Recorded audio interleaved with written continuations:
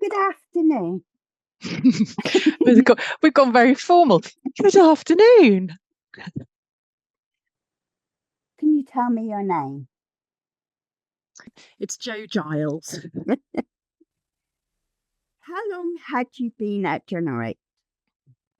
I think I was at Generate for 21 years. That's a long time. What do you remember about Generate? Oh gosh. I remember being part of the employment support team, and what I remember, I think, is kind of over that 21 years, I just think it was a real honour to get to know people like yourselves for over such a long period of time. You know, if I was going to Generate Disco, a Generate Christmas Day thing, you know, we'd see people at that, or at grassroots, or people passing by. So that was kind of lovely, I think, to get to know people as they too move from, changed in age over those 21 years. So How did Generate help you? all of my roles were in supporting people. So I think it's just kept me very grounded in life and made me aware of different people's situations, and actually helped me find a lot of happiness in life, because kind of what gives me joy, what makes me feel happy is that kind of connections with other human beings. So it was a very lovely thing to do, and finding out how to zoom in to people so I could kind of quickly respond to what they need.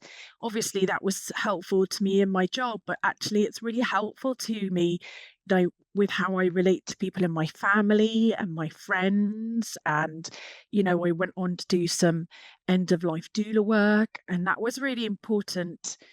So it gave me a lot of skills, uh, but reminded me and helped me understand that actually human connection to me, and relationships are really, really important to how much I enjoy life and get out of life. Do you have any stories or memories you want to talk about? You like to share? When I was working at Generate, there was somebody who was working on a house project, and um, they left their job, and Generate were looking for somebody to run the project. I got given a lot of flexibility to kind of create a website, because it's hard to remember this, but years ago, when we just it was like dial-up connection for the internet, it was at a time where easy read information, or more easy to understand information, was being created in different parts of the country, but it was kind of hidden away and nobody knew where it was. And often there was a cost to it, for people, or they said, oh, well, actually, if you've got a learning disability, then call us and you can have it for free. But lots of people with a learning disability, didn't know where to phone and didn't have the confidence to phone. So we created the Easy Health website, and part of that thinking was to get all these information from different parts of the country and get it into one place, so that it was easy for people to find, and also to push and slightly campaign for the information to be made free, so that people could, and I think this happened more and more as technology, we've all become more used to technology, and kind of having it on our phones, on the buses, and exploring things. If people want to find out more about periods, or things that they don't understand about to do with their health, then they might be able to find something that was in a more easy layout, and that would help them talk to their supporters about a health topic.